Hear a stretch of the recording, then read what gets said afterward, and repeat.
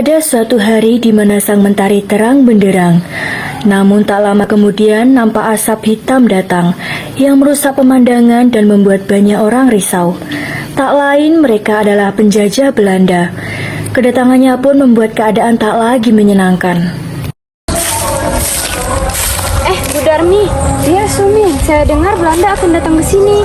Iya Sumi, benar, hidup kita sudah tidak aman. Bagaimana dengan nasib kita selanjutnya? Tunduk dan beri hormat kepada Ai. Kalau tidak, Ros dan sisinya akan menjadi milik kami.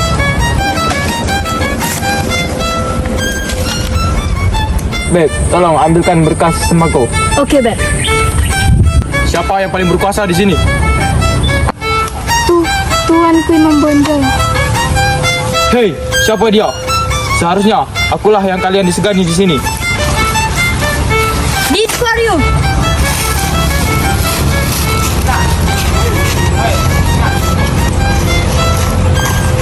Orang Belanda yang bernama James dan Kelly itu membincangkan hal untuk mengadu domba rakyat yang ada di daerah itu. Karena dengan kesibukan mereka bertengkar, Belanda bisa dengan mudah menguasai Indonesia. Memang ada dua golongan yang sangat berbeda pemahaman, namun mereka tidak berselisih atau bertengkar, yaitu kaum putih dan kaum hitam. Ide bagus istriku. Good, very good. Sekarang adalah tugas kita menghasut dua kelompok tersebut. Ya, kita akan segera laksanakan. James, Kelly, dan Brown pergi menuju golongan itu. Sedangkan di sisi lain, Imam Bonjol dan Arsi sedang berjalan-jalan di pemukiman penduduk.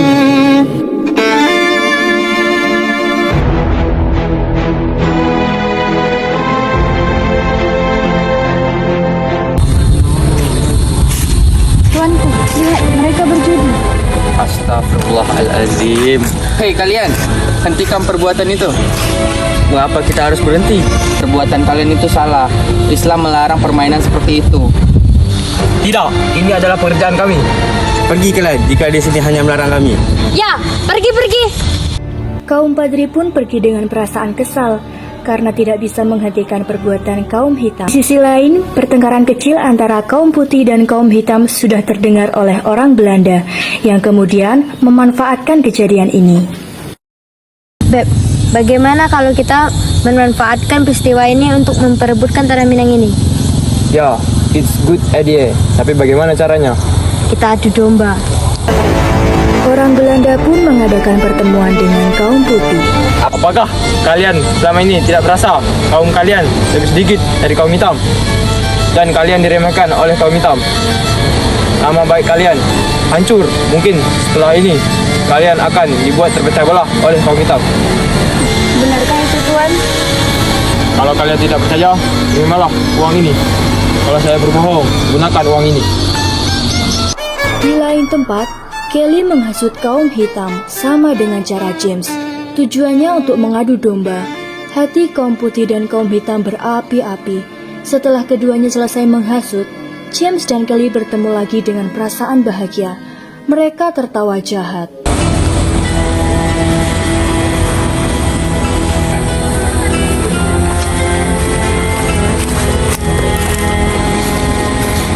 Apa maksud kalian menghina nama baik kaum putih? Apa? Bukankah kalian yang menyebar gosip yang tidak benar tentang kaum hitam? Oh, ternyata memang kalian yang menghina kaum kami. Saya akan melaporkan kepada Tuan Imam Bonjol jika kalian menghina kaum kami. Oke, baiklah. Kalau kalian ingin melaporkan kepada Imam Bonjol, saya akan melaporkan kepada pemimpin kami. Datuk, kita tidak perlu berperang hanya untuk menemukan siapa yang benar dan siapa yang salah. Kita bisa bicarakan hal ini dengan baik-baik. Apakah kau takut jika kita berperang? Tidak, saya tidak takut. Tapi kita bisa menyelesaikan ini dengan baik-baik. Banyak bicara kamu.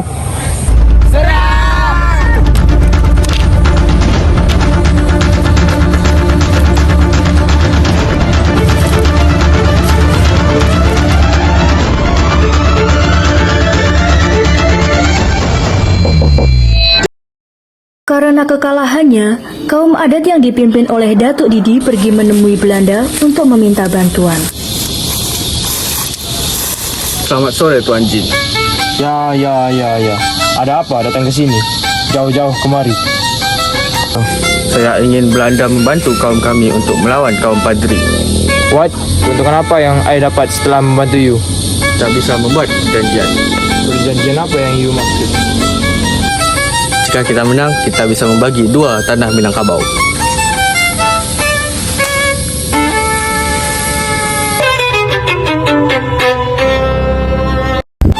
Keesokan harinya, perang pun terjadi kembali. Datuk, apa ini? Mengapa kamu membawa orang Belanda kemari? Aku pikir pembicaraan ini untuk menyelesaikan masalah ini. Saya tidak pernah berbicara seperti itu. Datuk, apakah kau tidak tahu betapa liciknya orang Belanda itu untuk menguasai daerah ini? Tapi dengan kebahagiaan saya kan bisa bersatu dengan Belanda. Jadi jika tidak mau menyelesaikan masalah ini, biar saya yang menyelesaikan. Kita bisa membicarakan masalah ini dengan baik-baik tanpa harus membawa orang itu. Now, apakah kalian tidak ingin bersatu? Tidak usah bertele-tele Tuan Jin. Saya hanya ingin menyelesaikan perjanjian ini. Akhirnya Datuk Didi telah menyetujui perjanjian tersebut. Perjanjian tersebut yang dinamakan dengan perjanjian massal. Dengan sombongnya, Datuk Didi menyatakan bahwa dia akan berhasil ke depannya. Mengapa kita harus berpisah seperti ini, Datuk? Bukannya kita ini sama? Apa yang sama? Jelas kita ini berbeda. Kau dengan segala omong kosongmu dan saya dengan ajaran nenek moyang saya. Tetapi kita bisa bersatu dengan adanya perbedaan ini. Terserah kau, Imam. Yang penting saya telah menyetujui perjanjian ini dan batas kaum adat sudah ditentukan. Saya harap ini memang yang terbaik untuk kaum adat. Tetapi siapa menyangka, Belanda mengingkari perjanjian tersebut dengan dibuatnya benteng Fort van der Kepler di Batu Sangkar dan Fort de Kock di Bukit Tinggi. Untuk memperkuat kedudukannya di Sumatera Barat, Belanda juga melakukan tindakan-tindakan yang kejam terhadap penduduk Minangkabau, yaitu dengan kerja paksa. Datuk Didi pergi ke perbatasan untuk bertemu Imam Bonjol. Saya menyesal telah menyetujui perjanjian itu. Kini kaum muslim mengadu bahwa Belanda memaksa mereka untuk bekerja keras. Sekarang kau sudah lihat kan apa yang dilakukan Belanda kepada penduduk sekitar. Mereka hanya memanfaatkan kita dari awal, tetapi kau tidak pernah menyadarinya. Sekarang, bagaimana? Apa yang harus kita lakukan? Saya percaya ketika saya melihatnya dan maafkan saya telah percaya kepada mereka. Kini kita hanya bisa mengusirnya. Tapi bagaimana caranya? Baik, mari sekarang kita usir Belanda tersebut. Sekarang kau kumpulkan semua pengikutmu. Baik. Kita bisa bertemu di dekat peristirahatan Belanda. Saya akan membawa semua pasukan saya. Jika kalah, jangan sampai kita tertangkap oleh Belanda itu. Sebisa mungkin kita lari. Datuk, apakah semua orang sudah berkumpul? Sudah. Kalian semua siap? Siap! Ayo serang-serang.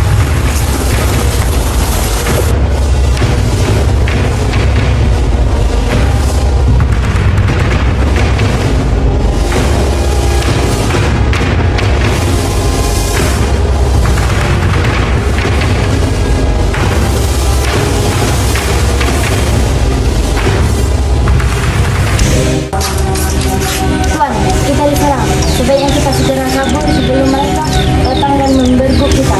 Ayo kita pergi.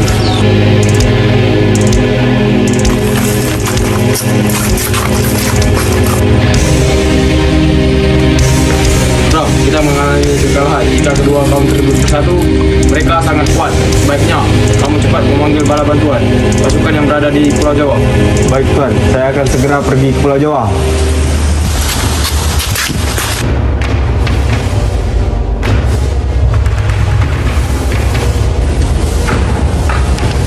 Lapor, saya dikirim oleh Kapten James untuk meminta bantuan karena pasukan kami telah gugur melawan rakyat Sumatera.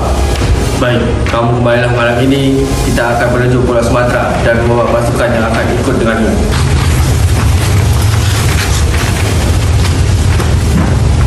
Tuan, saya sudah membawa pasukan bantuan dari Pulau Jawa. Bagus, besok kita akan menyerang kedua kaum tersebut. Baik. Setelah mendapat bantuan dari pihak Belanda dari luar Pulau Jawa, Belanda berhasil menguasai Pulau Sumatera Barat. Tetapi, Tuanku Imam Bonjol dan pengikutnya berhasil meloloskan diri dari pihak Belanda dan melanjutkan perjuangannya. Pada bulan Oktober 1837, Tuanku Imam Bonjol diundang ke Palopo untuk berunding. Tetapi pada saat itu juga, Tuanku Imam Bonjol ditangkap oleh Belanda dan diasingkan ke Cianjur, kemudian ke Ambon, lalu ke Lotak, serta Minahasa dekat Manado, dan meninggal pada tanggal 6 November 1864, dimakamkan di Minahasa, serta Pulau Sumatera Barat Minangkabau menjadi milik Belanda.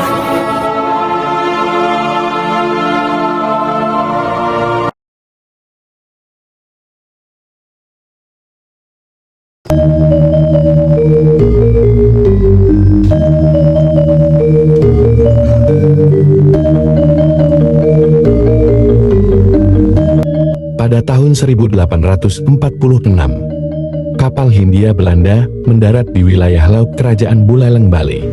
Pasukan Buleleng pun segera merampas dan menenggelamkan kapal tersebut. Hal ini membuat Belanda marah, maka pecahlah perang antara Buleleng melawan Belanda. Yang Mulia, Raja telah menerima pesan dari India Belanda yang berisi ancaman. Bacakan. Penguasa Alim wajib dihancurkan. Penghancuran kapal India Belanda dan perampasan aset di dalamnya adalah tindakan pencurian. Ini adalah penghinaan. Belanda rupanya ingin menghina hukum takwa karena kita, Yang Mulia.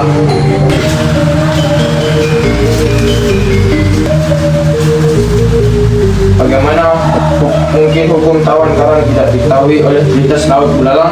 Apa perintah raja kepada Pati? Harus ingat, di mana bumi diinjak, di situ langit dijunjung. Hukum tawan karang adalah tradisi leluhur Buleleng yang harus diwariskan sejak zaman ratusan tahun yang lalu. Ya, kalian benar, ini penghinaan. Sekian banyak pedagang asing melintasi laut Buleleng. Yang Mulia Pati, Trisula, dan Kerisini siap menghadapi ancaman Belanda.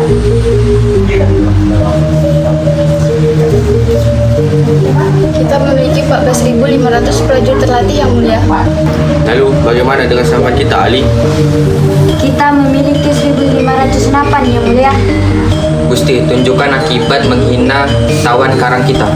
Gusti, aku akan berdoa di pura untuk kemenangan pasukan kita. Mahesa sampaikan balasan kepada komuni itu. Penghormatan hukum tawan karang tidak takut pada siapapun. Buleleng siap berperang. Aku akan menemui raja. Baik, Yang Mulia. Di meja rapat strategi perang, Patih dan 3 kepala pasukan sedang menyusun.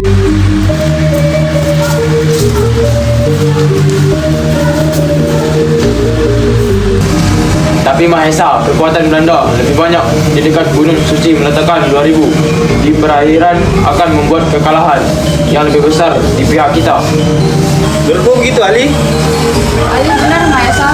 Konsentrasi Belanda di wilayah daratan bukan perairan, sebaiknya 5.000 pasukan tetap di sayap selatan. Kalian harus berhati-hati, Belanda sangat licik. Mereka membawa pasukan dari Madura dan Jawa. Sejauh ini mereka baru kehilangan 200 pasukan saja.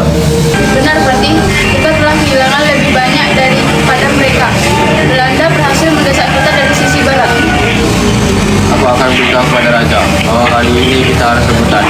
Kemudian Geria dan Sasih masuk ke ruang rapat.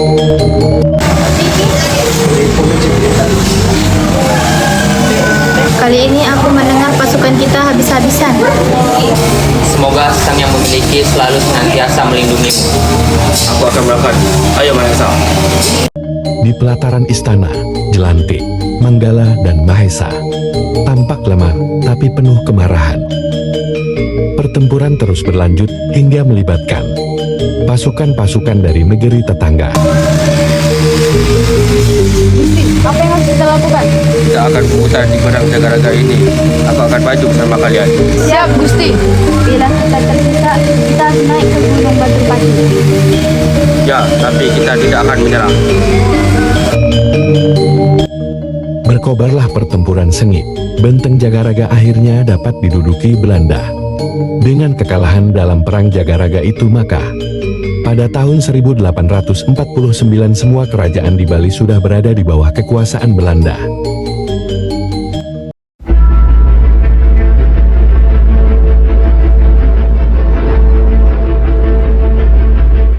Pada tanggal 5 Januari 1808, zaman penguasaan Dindas, terjadi perseteruan pihak Belanda dengan pihak keraton. Pembangunan jalan ini harus dilakukan. Dari Anyer hingga Penarukan harus segera laksanakan. Tidak mau tahu, segera bukakan akses untuk melancarkan pembangunan jalan ini. Tidak bisa. Sebelum ada persetujuan dari kami, silahkan pilih jalur lain. Tapi akses jalur ini yang saya mau. Kedua belah pihak sama-sama bersikeras mempertahankannya. Naikkan saja tahta adikku untuk memperlancar sistem birokrasi kita. Bagaimana di usia yang begitu muda, Sri Sultan Hamengkubuwono bisa memimpin kerajaan kita? Pada tahun 1823, datanglah residen Belanda Smisser. Lebih baik saya gantikan sementara adik Baginda Sriwijaya. Setelah ia tumbuh dewasa akan saya kembalikan. Dengan begitu, kehidupan rakyat akan terjamin. Baiklah, namun masih ada harapan dari bagian keraton yang dapat memimpin keturunan wali dari Pakulam, Ponegoro. Mana bisa seperti itu? Saya sudah menaruhkan tugas yang seberat ini masih Anda tolak. Baiklah, kalau memang tujuannya akan mensejahterakan rakyat. Kepemimpinan Smisser membuat rakyat menderita. Muncullah seorang bangsawan putra dari Hamengkubuwono III bernama Raden Mas Ontowiryo atau Pangeran Diponegoro. Pangeran Diponegoro ini tidak puas dengan melihat penderitaan rakyat karena kekejaman dan kelicikan Belanda. Mulailah Pangeran Diponegoro menentang dominasi Belanda.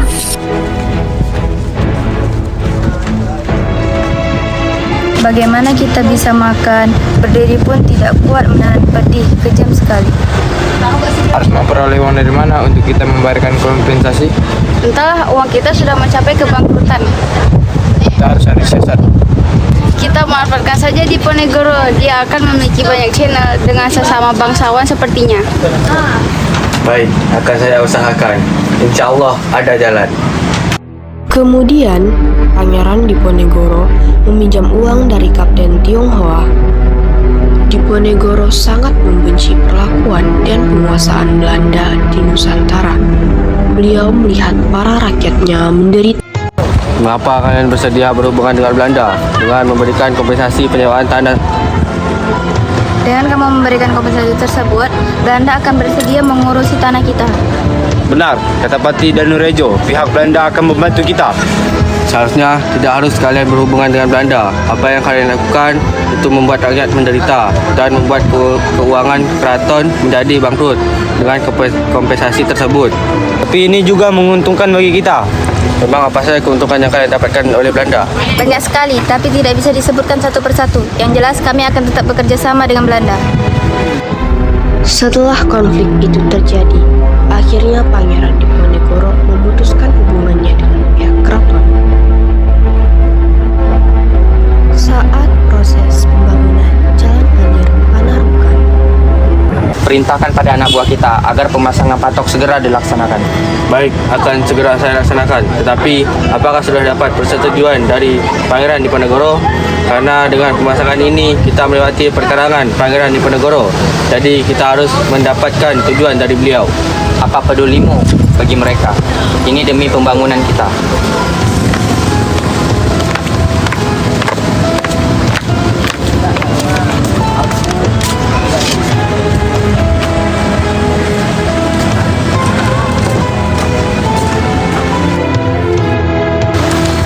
Siapa yang menyuruh mencabut patok-patok ini? Pasang lagi yang benar.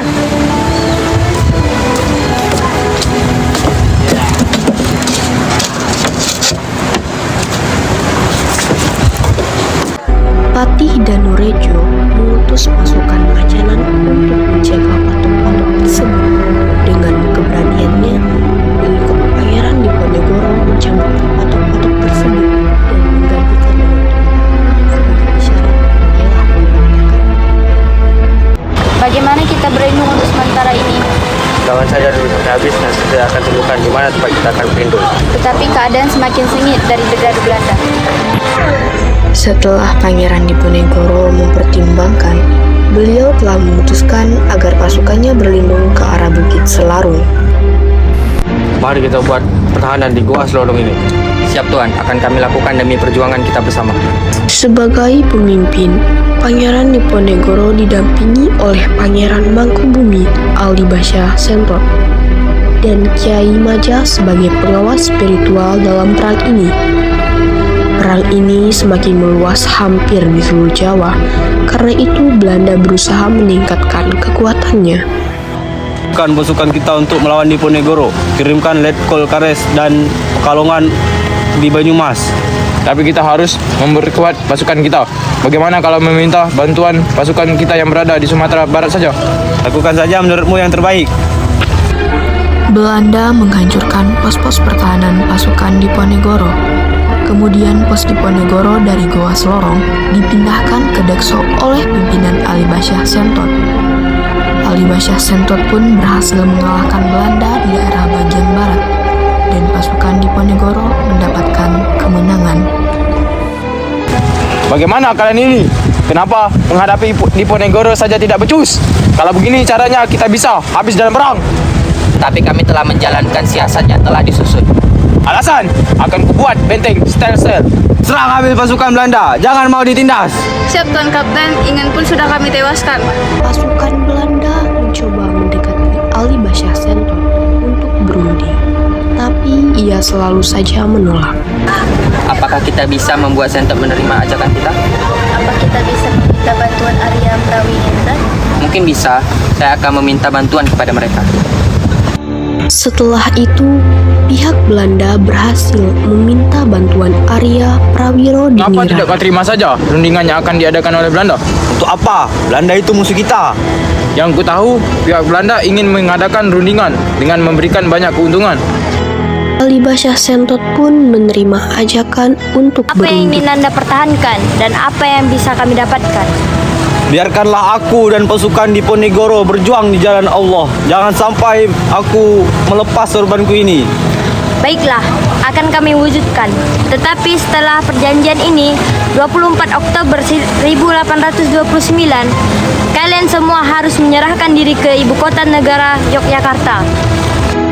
Kemudian ditandatanganilah perjanjian Imogiri antara Ali Basyah Sentot dengan pihak Belanda. Penyerahan diri atau tertangkapnya para pemimpin pengikut Diponegoro merupakan pukulan berat bagi perjuangan Pangeran Diponegoro. Ke barat! Kemana Diponegoro pergi? Cari sampai dapat.